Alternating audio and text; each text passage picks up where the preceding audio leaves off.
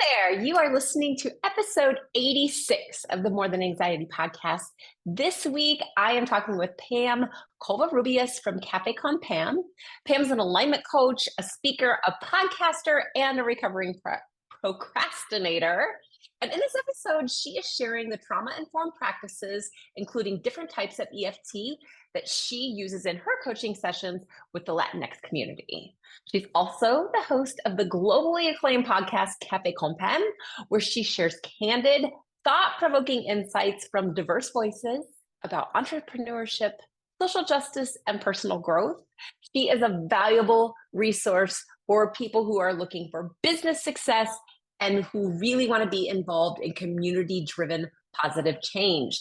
I loved this interview. I loved the method of matrix EFT that she shared. I didn't know anything about that. It turns out there are different types of EFT. If you don't know what EFT is, she's going to talk about that. And if you've heard of tapping, then you do want to know what it is, but you're going to learn so much more. She tells us how she helps her clients. And I am just so grateful that she took time to come on this podcast and share her experience and her expertise and her amazing story. You are going to love this episode. And of course, I will be sharing Pam's podcast in the notes as well, so that you can listen to her and reach out for more information on how you can work with her. Enjoy the episode. Hey, everybody. Thank you for joining me today on the More Than Anxiety podcast. I am so excited to have Pam Covarrubius with me today. She is with Café Pam. I'm going to link her podcast in the show notes or on YouTube, wherever you're watching or listening to this, so you can connect with her after the show. But I can't wait to introduce you to her today. And I'm going to let her just take it away and get started and tell everybody who you are and what you do. Yeah, thank you for having me today. I am Pam Covarrubius. As you shared, I am a podcaster as well. And I'm a speaker and I'm an alignment coach. Very good. I love this. Okay, alignment coach, tell me, because I know there's so many different coaches that do so many different things. So tell me what an alignment coach does. I call myself an alignment coach because I work with the nervous system. So I'm a clinical EFT practitioner. That's kind of like very wordy. People don't know what that is. I do a lot of somatic work. I am trained in a different kind of EFT called matrix reimprinting, which is also something that people don't know what that is. And so alignment, I use the word alignment because once our nervous system is regulated, grounded, we're able to go and take aligned action into whatever it is that we're choosing to do. Yeah. That's why I use the word alignment. That is amazing. And you have my attention because I know about EFT a little and it has helped me. So I have a long history of personal anxiety from the time I was a little kid until I was about 40. And so one of the things that really helped me was EFT, but I do not know about maybe the specific kind of EFT. And there's probably a lot of people listening that are like, EFT, I have no idea what that is. So can you just tell them, like, what the heck is EFT for people who don't know? Yes. So EFT stands for Emotional Freedom Techniques. It makes no sense. It's a really wordy name. People also call it tapping. So basically, it uses 3 principles. Traditional Chinese medicine. So we use the meridian points in the body, the various parts of in our body that are connected to our spine, therefore our nervous system, therefore the rest of our organs. So TCM, traditional Chinese medicine, NLP, neuro-linguistic programming, and that is also another tool that uses a lot of psychology, that uses the use of our words so that we can create neurotransmitter, like new neural pathways, and energy psychology. So lots of psychology principles because we're able to go into various techniques using EFT, and we can either solve unresolved beliefs that we may have. We can also go into future thinking, visioning. And so in simple terms, we call it good food for the amygdala. And the amygdala is the alarm system that we have that tells us that danger is around. And is there different types of EFT? Yes. So happy tapping, for example, is the tapping that you see on YouTube. And that's how I Okay. started. I started tapping on Okay. YouTube because it's tapping that's very surface. We through a YouTube video, you can't really go deep with people because you need Mhm. to, as a coach, as a clinical EFT practitioner, we sometimes we uncover things that are hard. And so through a YouTube video, we can't hold the space for people because then, it would Mhm. be it would be a little bit dangerous. And so Mhm. happy tapping is the tapping that you can find on YouTube, on social media. I do a lot of happy tapping on social media as well. And that is the introduction to EFT. Once you Okay. work with a practitioner, then you can go much deeper into Okay. various aspects that you may need. And I discovered EFT because of my ADHD. Okay. So I know that there's all these different ways. So I had no idea there was anything more than my little Brad Yates video where I did like the tapping, and I'm Yes. like, this is amazing. I feel so much Yes. better. I do know that a lot of teachers are starting to use it in classrooms, which I think is phenomenal. But I only know what I know, right? And for Mhm. me, it was for anxiety, but tell me, because I need to know more about how this helps with ADHD, because I mean, I've seen the benefit with anxiety, but how does it, because there's such a correlation between the two anyway, right? Mhm. Like we know they run on the same gene line. We know that, I mean, we could even throw autism in there. We can throw all of those Mhm. things that tend to fall on that genetic line where we're maybe a little more predisposed to it. But how did this help you? Because I may try this one too. And I'm going to be putting my kids up and like, listen, kids, we're tapping tonight. So We're tapping. we're doing this. Yeah.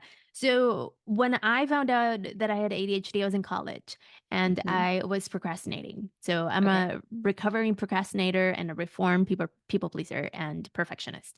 And Mhm. so I thought my brain was broken because my teacher in college said, "Look, this project, you turn it in. If you had put the time, it would have been great and award worthy. But you did it last night. And so I can't submit it because I went to design school. And so Okay. tests were literally projects that you had to put together and create and you go through a critique. And so we would get, I don't know, a month or two to complete a thing. And I would literally go the week off submission and do Mhm. everything. And so after she told me that, I really got down because I was like, you know what? If she's telling me that I could create things that are word worthy, but I'm not doing it, what's happening? Mhm. And so I went to the counseling center. We did all the things, and I realized that I had ADHD. And then I went into a super rabbit hole of all the things that I could possibly do to Mhm. quote fix it. Okay. And that's how I found tapping. And what I then realized is that I started tapping. I also realized that I had anxiety. So I was super anxious because of my ADHD. Mhm. With the ADHD, I don't have a strong executive function. And so because I can't make decisions because my brain lacks dopamine, then my anxiety comes in by saying, you're not doing what you're supposed to be doing. And then it goes into like the various like overthinking moments. And so in reality, Mhm. it helped with anxiety and that calmed my brain down to get to a place where I was grounded and regulated to take action. Yeah. And it also helps with That's decision making. that's so good, because it is Mm. one of those. I think it's so, I mean, I think it's so interesting, not to backtrack too much, but when we do see people who have struggled for so long with anxiety, I'm sorry, for me, it's always been, my mom will say something like, "What did I do?" And I'm like, "It wasn't you. Like, Yep. I don't know. You're fine." And I look back and I'm like, I can't think of anything, But then I'm starting to see these traits. My son was recently diagnosed with ADHD, and I'm starting to see these traits with him that I'm like, oh, wait a minute. And I'm 48. So a lot of times, people are just finding this stuff out, even Yes. in their 40s, where it's like, wait a minute, this has always been a thing for me. I had no idea. I've never gone to, necessarily be diagnosed or anything, but I see more and more and more. And I had no idea that you could do tapping for that. Yeah. And now I'm so curious. I'm gonna like start figuring this out. So really helping you with the ADHD, which then in turn helped you feel less anxious because Mm-hmm. your brain was not always scrambled trying to figure out how can I put this in order and how can I make myself move forward. Totally. Amazing. I Yeah. love that. Okay. So I want to go a little bit more into the idea of chronic procrastination because I actually had the opposite problem where I was always like, let's just get it done now so I never have to think about it again. Oh. And yeah, very much an opposite, which was also a very much an, I'm sure probably related to anxiety, but that's always been my thing is just go fast, get it done, forget about it forever. But talk to me a little bit more about chronic procrastination and how you figured this all out. For sure. I mean, I love that you mentioned your type of action taking because Uh-huh. there's active procrastinators and there's passive procrastinators. And the active Oh, procrastinators get things done. They just don't get the thing that's important done. And mm, so when you say, I would get everything, you probably are not a procrastinator, but I think it's worth mentioning mhm, that chronic procrastination could come in, it's not always freeze mode. Sometimes it's action taking, but it's not the okay. important action. So, for example, if I have to send an email to a client who's waiting for me, Mhm, I could clean my inbox. I could get everything else done. I could go like clean my bathroom, go do dishes, do laundry, like being highly productive. So that's an mhm, active procrastinator and not send the email because that's the important thing. mhm, Passive procrastinator is when you legit just freeze mode. And it's, I, given my knowledge on trauma and my training in EFT, I would say it's a trauma response because mhm, what's on the other side of getting the thing done? And mhm, so many times chronic procrastinators are actual perfectionists because mhm, people tend to procrastinate when they don't feel like they have control mhm, or when there's fear. And the fear, something that I discovered when I was exploring my fear and when I was exploring my procrastination, I was never afraid of failing because failing for someone that looks like me, failing is a given. Like I'm mhm, put in this world as a Latina, as an immigrant, as a non-English speaker, it's my first language. My humanness is set to fail. And so failing is mhm, never a fear for me. It's actually mhm, succeeding because I don't have models, mhm, because I don't know what it's like to be on the other side, because I don't have people to ask, what does it feel like to be on the other side? And so the fear piece when it comes to procrastination is super important. Perfectionism, feeling that you're not mhm. doing it enough. And the anxiety is very much linked to procrastination as well. Mm. That is so good. But because I think that we do look at perfectionism as, oh, I want to be, especially with the people that I work with, like, I don't want to mess up. I don't want people to think that I don't know what I'm doing. I don't know that. But your experience is very, very different. The Yeah. idea of not having that model of what to do. And I know you mentioned to me before we talked that really even the Latina and Latinx community, not necessarily being super supportive or super into the idea of getting help or like it's kind of like a giant, the way I related it to is it's almost like this giant, like we're still back in my childhood in the 80s where I was Yeah. like, suck it up, buttercup, this is gonna be fine and you can do it. It is Mhm. not a thing. It's very Okay. stigmatized. Yes, what is that like? It's very challenging. When I started podcasting back in 2016, I would once a month I would bring in a friend of mine who's a therapist and she's a Latina therapist. So I told her back in 2016, let's talk about mental health. And my friends, other podcasters, like friends of mine, they were like, "Oh, you're so privileged because you get to talk about mental health because we don't do that. We just get over it." And so that's when that gave me so much more fuel to talk about mental health. And now there's more and more. I feel like millennials, my generation, is talking Mhm, more about mental health. mhm, However, there's still, I mean, we're still dealing with our parents who have the mhm, stigma. And from what I have seen, and I read an article a while back around the stigma of mental health, it's very much linked to colonization even. Like it goes Mm. way back because religion was indoctrinated to people. And Mhm. so the idea is that, especially for immigrants, I mean, it's still a stigma. The experience is just, it's broad because you have the immigrant experience, you have the first gen experience, you have the second gen experience, and then so there's a lot of layers to that. And then you have the people that live in Latin America, that also there's a different kind of stigma. But in a nutshell, what I have seen is that it's all linked to faith because Ooh. God was put on us so much. When colonization happened, the native people in the land were removed from their faith because a new type of faith was put on us. And Mhm. so as the generations started happening and the conversation around religion started happening, I mean, we come from very religious cultures. And so the conversation is very much around, we don't talk about like a mental health issue because that means that you're not faithful. Your faith, you're not like your faith in God is not enough. Yeah. Uh-huh. It just makes me Or want to go, no. Or you're weak-minded because, no. quote, God is like gives like strong character. I don't know. And there's so much linked to religion. It's very hidden though. There's like lots of undertones that are not like now said, but it's like if you look back, and I question all the time, like, why do you say that?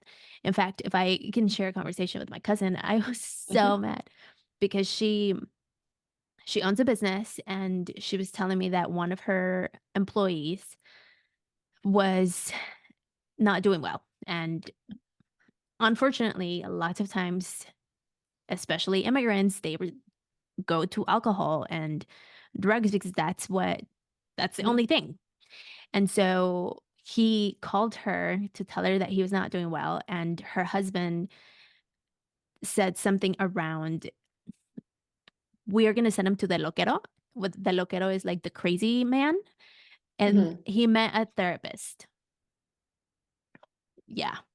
And so there's still a lot of Yeah. that type of stigma around dealing with mental health situations. And Yeah. so I had to have a conversation and be like, no, that's not how you call it. Two, just because you can't see what's wrong with them, he's telling you he's not doing well. Mhm. Let's find some resources. They exist. We're not in the times anymore of just getting over it. We're Yeah. not working bodies anymore. And the other thing in the US, especially for immigrants and children of immigrants, our bodies are seen as working bodies. We Mhm. are the the workforce.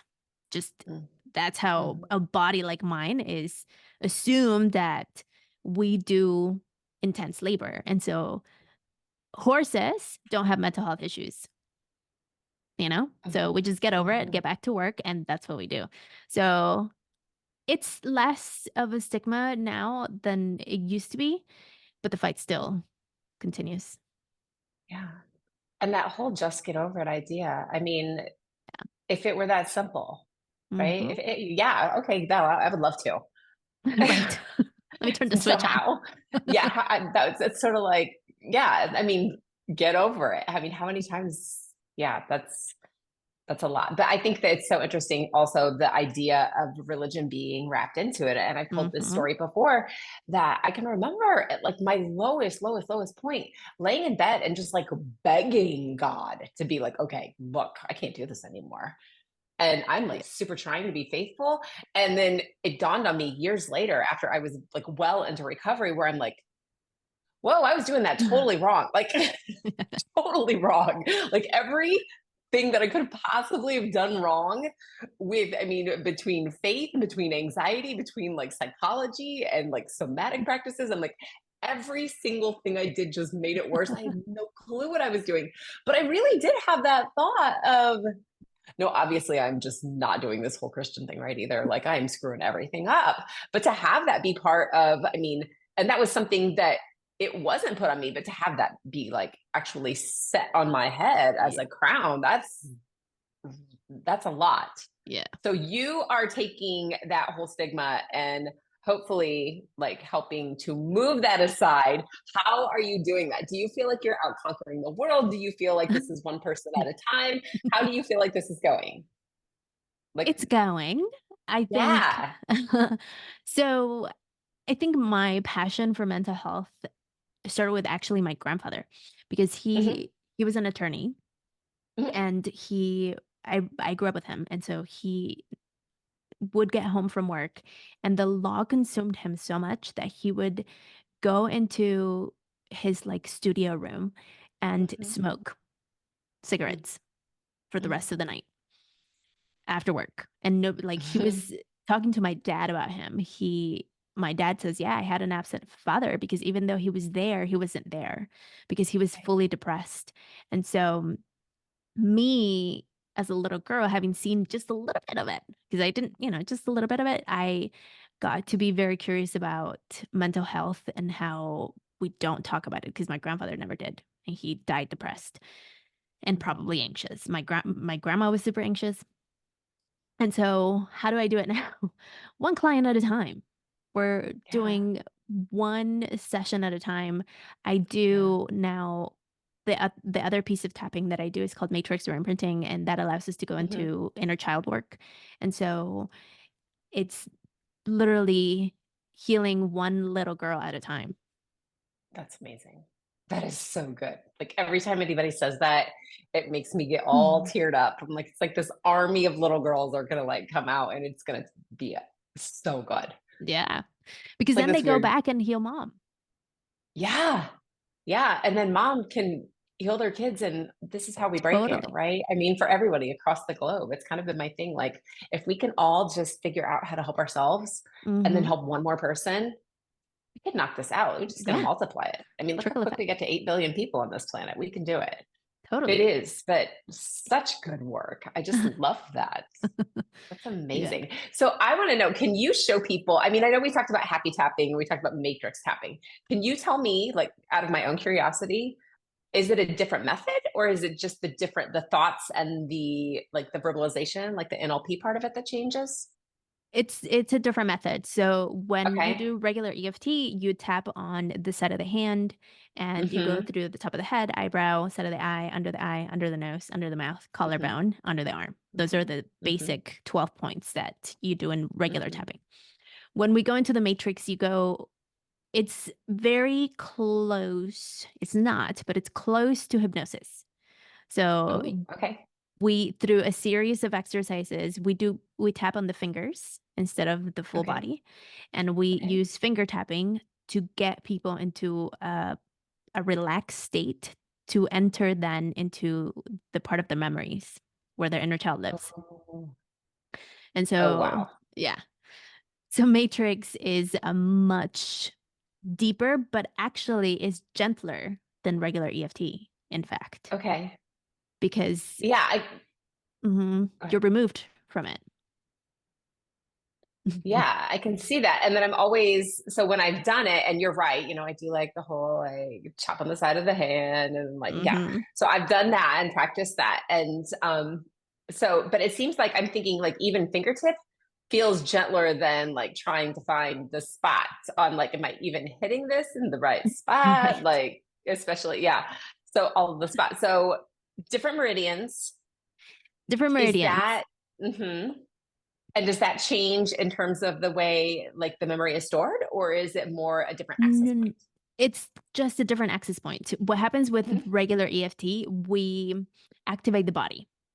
And Mhm. so if you've ever done one-on-one tapping with a clinical EFT practitioner, Mhm. you probably you could access memories and Mhm.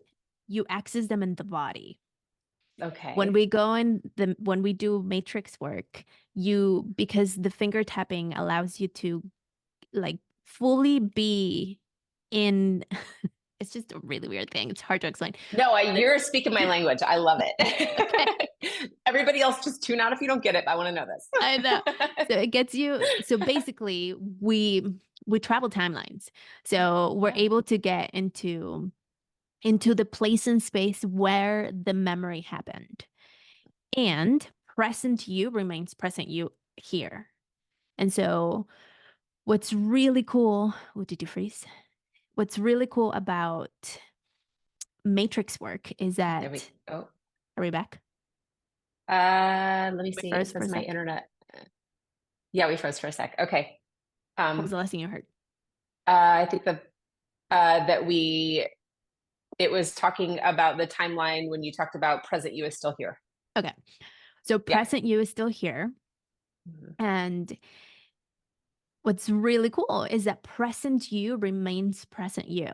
So you're able to witness whatever happened, and present you shows up for little you. That's what happens in Matrix. So when we do regular EFT, present you and little you are blended.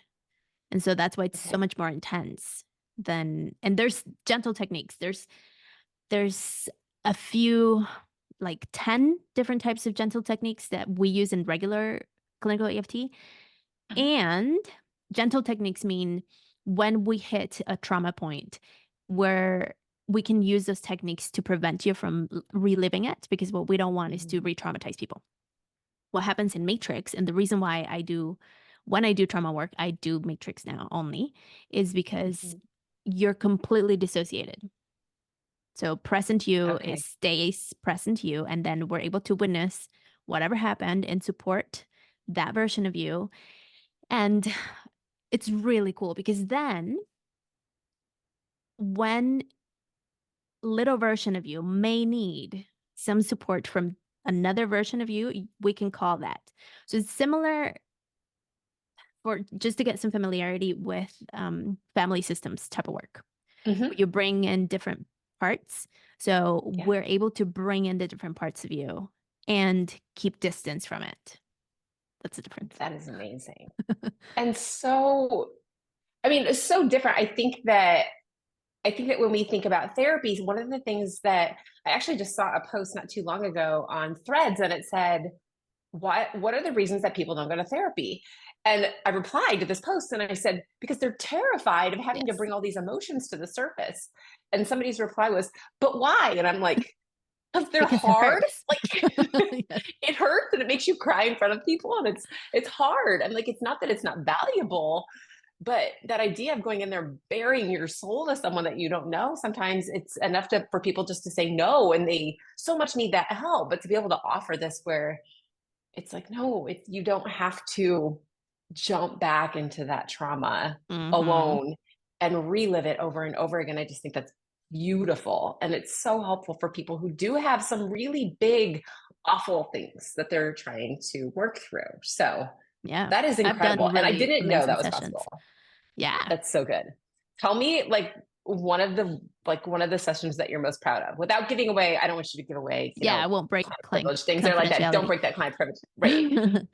um, oh, so many. But one, I was just really proud because I had a client, because I work with first generation women and femmes who are looking to own their voice and stand in their power.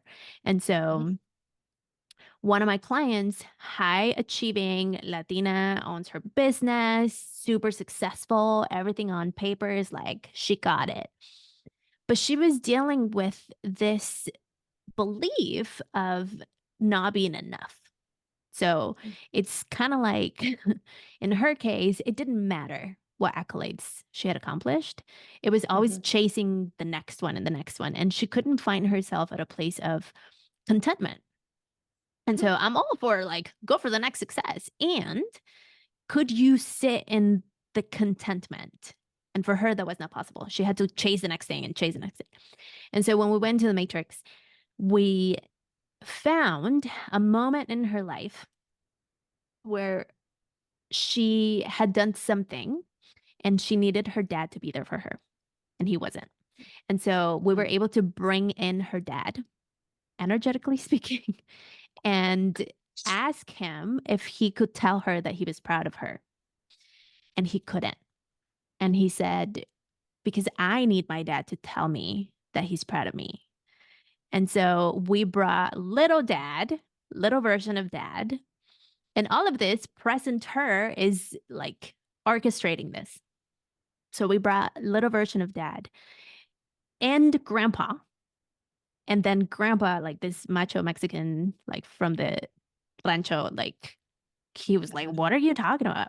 And that's how for me as a practitioner, that's how I know like it's really happening, because the things that people say, sometimes I'm like, you're not making this up. Like, this is actually how a grandfather would talk, you know?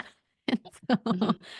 and so grandpa could not understand. He just couldn't get it. He was like, tell you, I'm proud of what? You need to get to work. And little dad, big older dad, present dad said, well, Yeah. to little dad, he needs to know that he's 9 years old and he can still be a kid. That's all he needs, because he started working that young. And so then grandpa was like, no, I need my wife to come. And so grandma came in, and it was like this, like so many different generations and layers of people. And then grandma finally was like, you can tell him. So we needed permission from his wife, which is fascinating, to tell grandpa, to tell son, little dad, that he was proud of him, that he could be a kid, that he could go play, that he deserved to play and be a happy kid, and still had to work, because we're not changing the reality. We're just shifting the Right. perspective. And so then once little dad understood that he was able to be a kid and play and have fun, then older dad was able to tell his daughter that he was proud of her. Little daughter. That is so amazing. Yeah. Like, oh my Yeah. gosh. And so That then is a once huge deal. huge deal, huge deal. And so when we did that session, and what's cool about generational healing, that's truly generational healing. You know, when people talk about Yes. generational healing, that we went layers and layers of generations. And Yes. I love getting messages from her like, oh my gosh, we accomplished this win in my office, and I'm celebrating. Like, I'm actually sitting here Oh, in joy, and I'm crying happy tears, because she would go into freeze mode. Like, she couldn't even, yeah. like, nothing. And so Yes. now she's able to celebrate, and that's a more win to me than anything. Yes. And how motivating for her that she actually gets to celebrate when she does something good, Yes. so that when she wants to do something even bigger, she can, but she doesn't have to Correct. feel good. Oh, that is magic. Yeah. I love that. Yeah. You are a magician. And People are I'm magicians. totally intrigued by this idea of bringing back like the grandparents, and then like grandma's in charge, which is amazing too. But yeah, That was I really cool to see. love, right? Like I'm gonna have to ask my wife first. Yeah. That is so so cool. So, and so you said you mostly work with first generation immigrants and just like high achieving like Latinx women. Yes. Yep. Okay, perfect. So how do people find you? People that are listening to this podcast, where do they go? What do they need to know to be able to work with you? Yeah. So you can go to cafeconpam.com. That's the easiest one to write. Mm-hmm. Or pamcovarrubias.com is my personal site, where you can find out all the Okay, things that I do, one-on-one work, amazing. especially. Yeah. Perfect. And I am going to have all of those links and all of the information in the show notes and on YouTube and the comment section or whatever that little section is that I can never Yes. figure out what to write there. But it will all be there so you can find it. And it'll also go out in my email newsletter that I send, so that hopefully anyone who's like, oh man, I got to talk to her, and how can you not be after that, will be reaching out to you. This is such amazing work. I just love it. Thank you. Yeah. Thank you for coming on People have today to and be sharing ready for that. it. Yes. Oh, for sure. I think that, yeah, there's always that level of what am I going to learn about myself? Yeah, for Yeah. sure. What do I not know? So, yeah, but how amazing when you get to let it go and release all of that. That's so good. It's really fun. And Yeah. it's awesome when people give themselves permission, because you don't have to suffer Mhm. through it again. And Yeah. I get a lot of, to your point earlier, when people are like, why don't you go to therapy? I've gotten to work with lot several people who've been re-traumatized by Mm. doing different practices, where they have to Mhm. retell the story, or they have to kind of like relive what happened. Mhm. And so I want to clarify that we don't do that. Mhm. I'll never ask you to retell me what happened. In fact, I tell you not to. Mhm. I don't need to know what happened. I don't need Mhm. you to Yeah. think about what happened. We just need to Yeah. go and like change the perspective, Amazing. shift the perspective a little. So good. Yeah, that right away, it should be a relief for every single person that's listening to this who's like, yes, but I'm so afraid of having to tell it again. I think that is, I mean, I know that recently coaches have been catching a bad rap for a lot of things, but I think So that much. when you get someone who is very, I mean, who is so, first of all, able to help you, and they're specifically because we want to see you grow, that we're going to tell you, you don't have to dive into that. And I think that is a really big gift that comes with coaching that kind of does set us apart sometimes from therapy, where I don't need to know your story. We just need to talk Mm-hmm. about how you feel and how you want to feel instead. Let's go there.